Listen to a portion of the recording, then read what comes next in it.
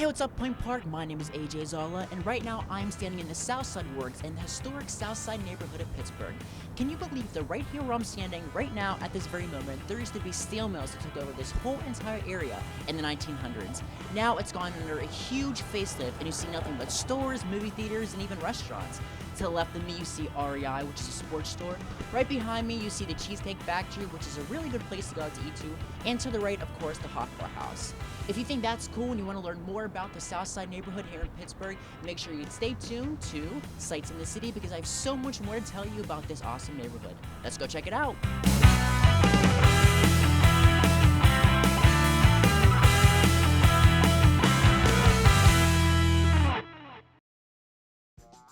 When most people think of the South Side, the first thing that comes to their mind is probably drinking.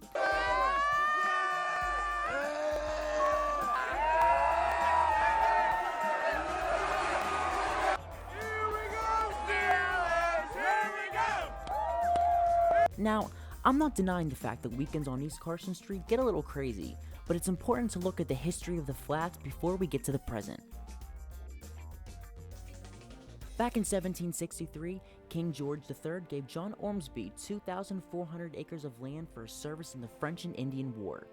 The area, which is now known as the South Side, consisted of 4 boroughs: South Pittsburgh, East Birmingham, Birmingham, and Ormsby. Ormsby went to his son-in-law, Dr. Nathaniel Bedford, to help him establish life in the area. Bedford planned out the village of Birmingham in 1811. Many of the street names honored his friends and family. The South Side quickly became an industrial neighborhood. Glass factories began to pop up in the early 1800s, followed by iron and steel factories later in that century. Immigrants traveled from Germany, Ireland, Poland, Lithuania, the Ukraine, and the Slavic nations to start a new life in the booming South Side. They built their own churches, schools, and spoke their native languages.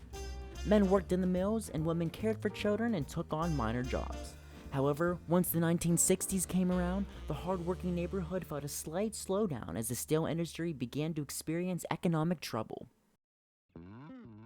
The South Side didn't look exactly how we know it today until near the end of the 20th century. You know, when the mills were here, you had all these bars. I mean, the South Side used to have the most licensed liquor establishments per square acre in the world. It's taken over in the 80s by a neighborhood in Kyoto, which had to build skyscrapers and put 4 bars on each floor to outdo us. So, you know, back then you had the mills, you had the bars, you had the restaurants. Once the blanket of smog was gone, Southside was the place to be. Now Carson Street is the in place if you're in Pittsburgh. Of course, with the bars still thriving, you can shop, eat, see a movie, and embrace the culture and diversity of the neighborhood. We're building it up. And so, you know, according to the Washington Post, we are the new hip place to live. We overtook Portland. Whenever I was younger, like 12, 13, 14, I'd come down here and I'd go to the coffee shops, and it was the only place I could find where it didn't really matter how old you were, what your background was, who you were. If you were a part of the conversation, everybody would take you seriously and treat you well. One of the main attractions in the South Side is the Rex Theater. Throughout its lifetime, it's been a secret gambling and prostitution house, showed movies, and now is a spot for performers of all kinds to take the stage. We do about half and half national shows and local shows. A lot of other places it's not quite as much. And we're a good middle-sized venue. It's us and Mr. Smalls, basically the same capacity. Aside from the Rex, you can catch live shows at other spots in the South Side like Diesel, Club Cafe, Rum Shakers, and the Lava Lounge. But what makes the Rex so special to Southside? Desire to maintain a local scene. Aside from live music, the Southside has a huge variety of restaurants and eateries to fulfill your hunger.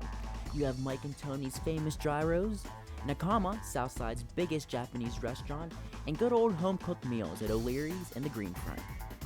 Southside is also home to stores you can't find anywhere else. You can try on some crazy costumes at Spotlight Costumes, relive the 70s at Groovy, or dip into some vintage fashion at Yesterday's News. I don't have a car, I don't drive, and I'm doing quite all right living down here. I've been able to live here for years just walking. I mean, every now and then when I have a big grocery order, I need a jitney, but they have those too. One of the hidden gems of the South Side is Riverfront Park. It offers a public boat and canoe launch, a picnic area, and a multi-purpose trail. It may look a little empty now because of the cold weather, but come spring, the park is packed with joggers, bikers, walkers, and people just wanting to get a little lost in a little bit of nature. However, the cold weather doesn't keep everybody away. For the past 7 years, the Pittsburgh Drowned Hogs have been plunging into the Monongahela River to help raise money for the Circle C youth. I finally got convinced to jump in. Last year was my first year. My ex-brother-in-law, he started the organization actually in Hull, Massachusetts. Okay. And he had been bugging me for years, and I finally did it last year, and now I'm committed. The quick dip always takes place in either January or February, 2 months when the water is always freezing. This is my first year, This will be my third. It's the warmest yet, so it's snowing and it's freezing.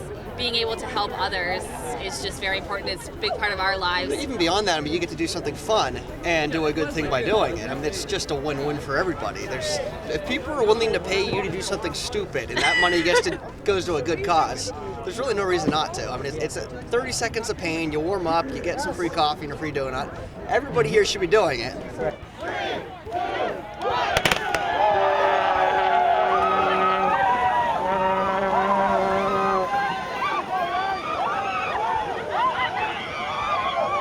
No, we are Right. crazy. That is I think absolutely a true statement. There has to be something slightly wrong with you to run into, a freezing cold Monongahela river River. in the middle of winter in Pittsburgh. So. But it's still funny nonetheless. So, for good cause. Southside has gone through quite a bit of changes, from the days of the mills to college nights at the local bars. This is a neighborhood that has truly thrived and makes a name for itself in Pittsburgh. However, looking past the glamour of it all, Southside is what many people call home. It's one of the things that actually attracted me to the area in the first place. I grew up in the suburbs, and our neighborhood, there was a sense of community, but beyond our block, nobody really knew anybody. And it was really nice to come down here and see that kind of community I was used to from my neighborhood, but have it encompass pretty much everybody that was around. The baristas at the coffee shop knew all the customers knew each other, knew the mailmen, knew the paper delivery people. It was just really neat to have everybody be able to sit down, say hi, and how's the family, this, that, and the other, and actually know and care about the people around them.